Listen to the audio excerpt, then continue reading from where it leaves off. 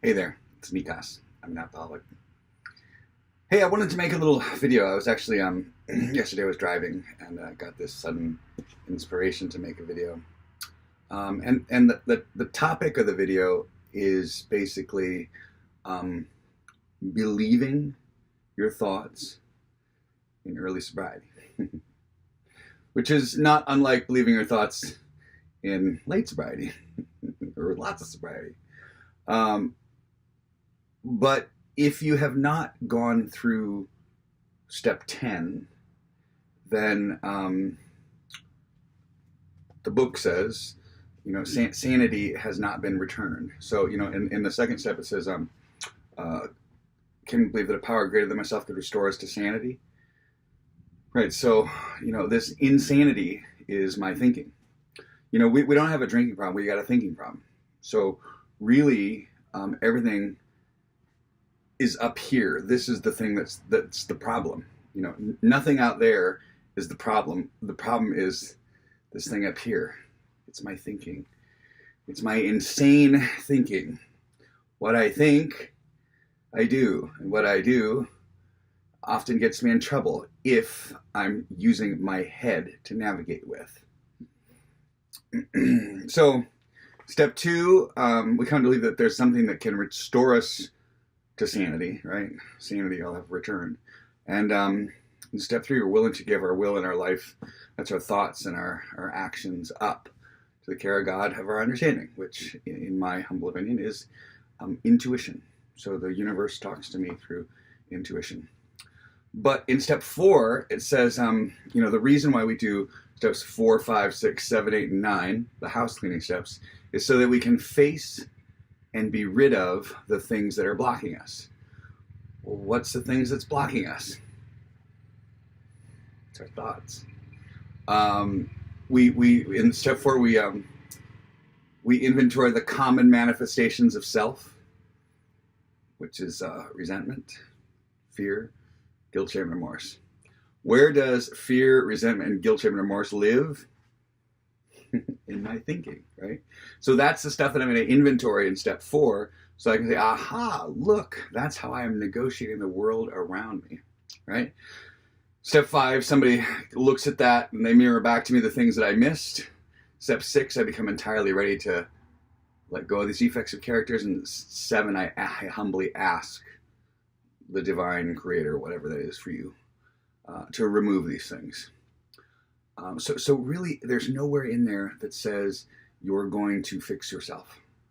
It's a matter of having a look, seeing, wow, I'm insane. Nobody likes to say they're insane. Come on, none of us. All of us like to think we've got it together.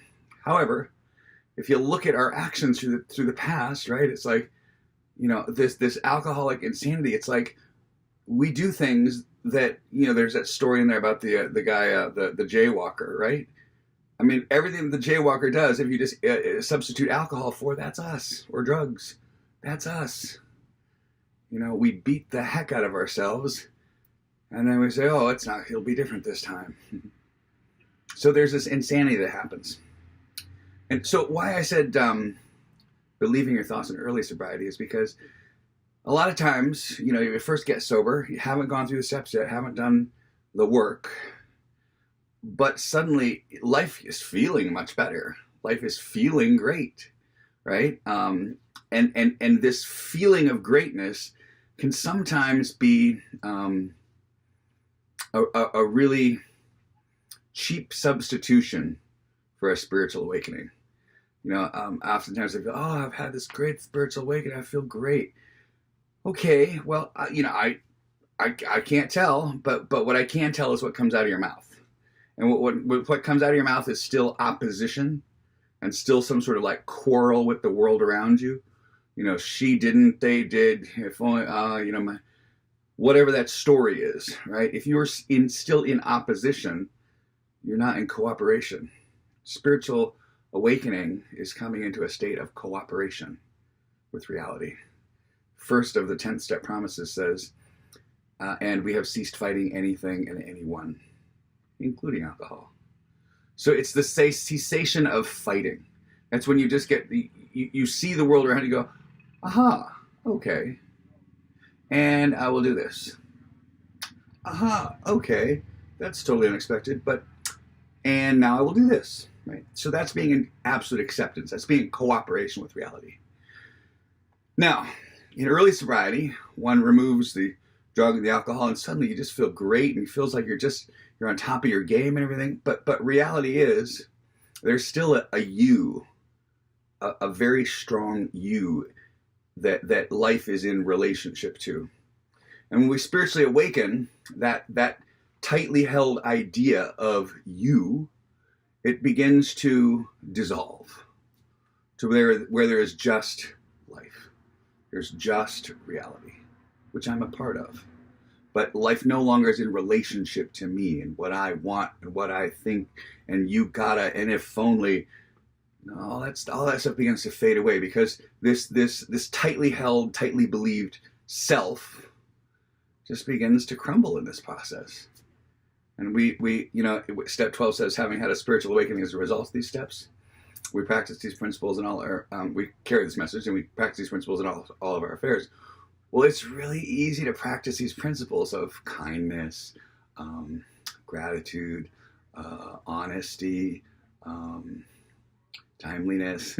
When you're not in cooperation or in collision with the world around you, those things just come naturally, absolutely naturally.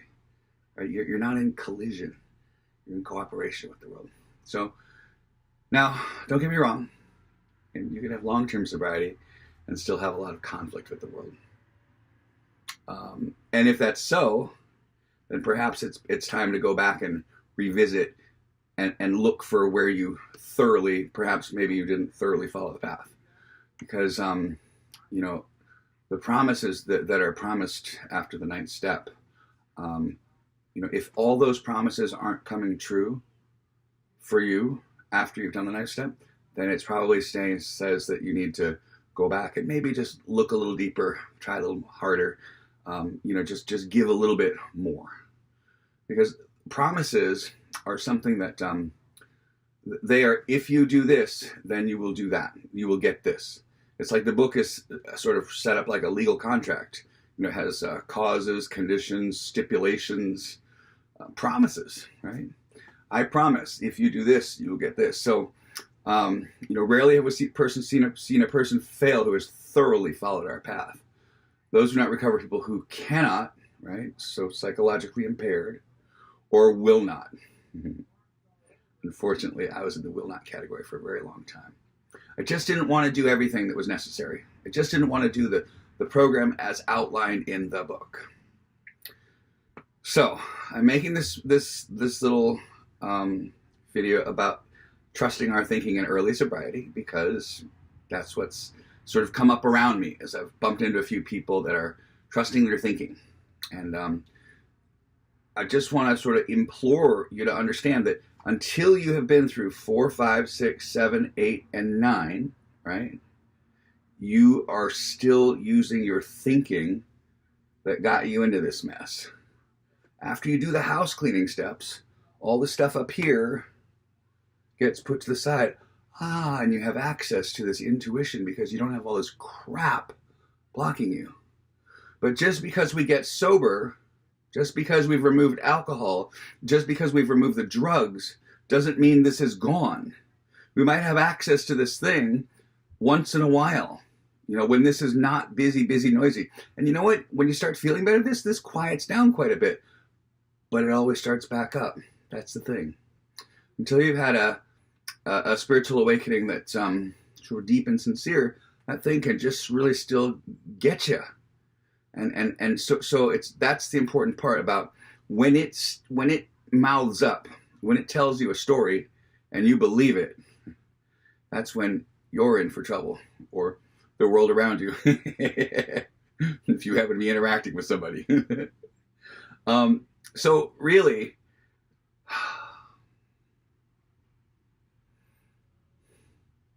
we'll always have crazy thoughts.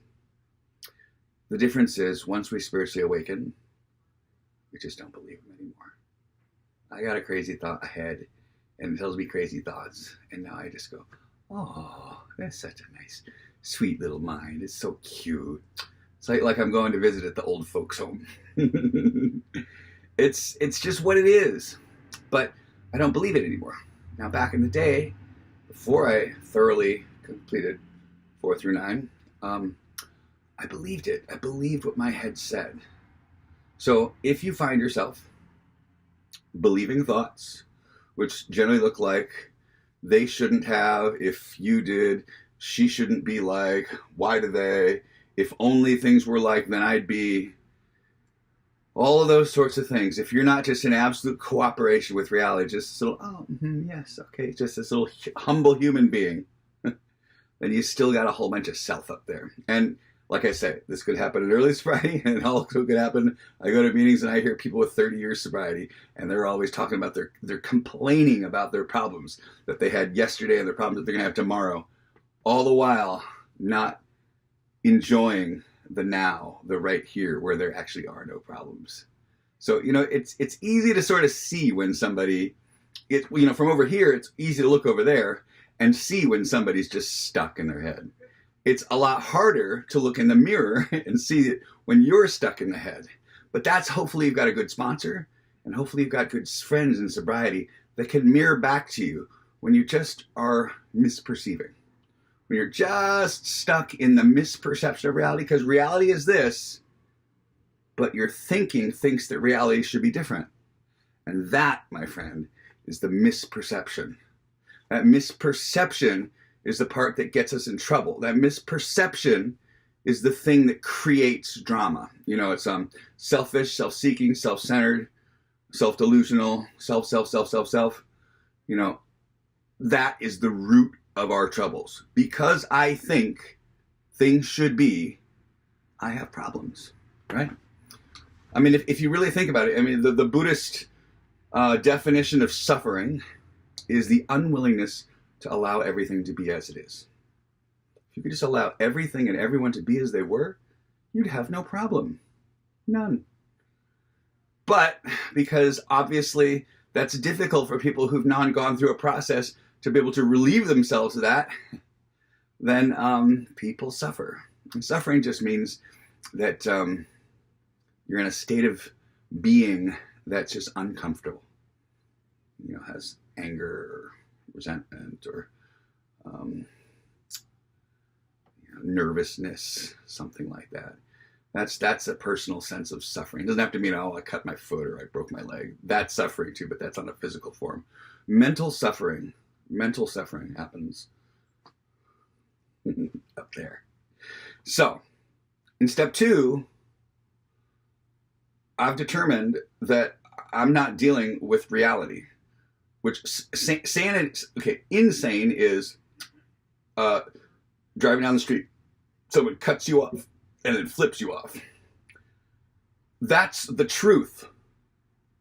If you get angry and pull up and try to get in front of them and just cut them off and all that, that's that's also the truth. Don't get me wrong, but that's all predicated upon the idea that they shouldn't have done that, when in actuality they did. So sanity is like, oh my goodness, this person needs to get in.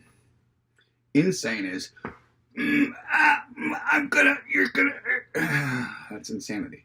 So that's what we deal with when we first get here. Hopefully, if you're doing 4, 5, 6, 7, 8, 9, by the time we get to 10, sanity has returned. So the 10th step promises, the first 10th step promise says, and we have ceased fighting anything or anyone, even alcohol. Imagine that. The second promise is, for this time, sanity will have returned. Yeah. So this God, this higher power, this whatever it is that you turn your thinking life and your action life over to, it restores you to a sense of sanity, which just means you're able to just accept life as life is, people as people are, situations as situations are, because that's what's sane. So our will is also given back to us in the 10th step. So, in the 3rd step, we give our will up, right? Because if I'm insane, then it's probably a good idea that I don't freaking try to run the show, right? I mean, think about it. If you're insane, if you're not dealing with life regularly, maybe it's not a good time to try to run your life. Even if you've got a little bit of sober time under your belt, maybe it's best not to try and run your life. Maybe your thinking, which is what got you into this, has not been completely restored. Maybe, just maybe. So, by the time you get to step 10, though, sanity has returned, and what do you know? Your will gets returned back to you. So, in step 3, you give your will up. In step 10, you get your will back. And it says, how can I best serve thee? Thy will be done, not mine. These are the thoughts which must go with us constantly. We can exercise our willpower along the line, all we wish, for it's the proper use of the will. So when you're in a state of cooperation with reality, you are in a constant, and I don't mean just like once in a while. I mean constant. I really mean this. I'm not kind of kidding or talking about something that doesn't happen. This actually can happen. That you get into the state of cooperation, in where thy will be done, not mine. There's the hard shell of you that life used to just bounce off of, and you used to hate, and used to just, everything was just in relationship to you. That thing in spiritual awakening dissolves away. That's what's available in this book. Step 12 says, having had a spiritual awakening as a result of the 11 steps prior, right? If you do them, if you follow the program, then you too can have a spiritual awakening. And what do you know? You'll want to share this message with everyone, including alcoholics. And you'll want to practice these principles in all of your fare. Actually, you won't be practicing like when you were practicing when you didn't know how to do something, you were trying to practice how to do it. It's not that sort of practice. It's more like it's maintaining a daily meditation practice. It's just your daily practice. That's all it is. Yeah. Rather than actually a doingness of it, it just becomes part of your being, your beingness. So, early sobriety, you might think that you got your thinking back. If you haven't been through step 9, it's possible that maybe you're still not thinking the best possible thoughts. Maybe. And if you're done with step 10 and you're still having a problem with thoughts, then maybe it's time to go back and look at some of the things that perhaps you missed. I know for myself that my most thorough 4th step was reviewing my fears inventory. So it got to the point where I didn't have resentments and I didn't have harms done and stuff, because I was, cleaning up my mess. But I still had fears. Things that were running me. They were actually running my life. And so those were the things I had to identify. And sometimes it takes a bit, Believe you me, I have not met a single person yet that's had some miraculous awakening, that's just, no. It's a process. It's a process of just seeing what's left, and finally kind of doing the work to get rid of the things that are still blocking us, right? And the things that block us are all up here. So that's my 2 cents on believing your thoughts. Don't do it. Be well.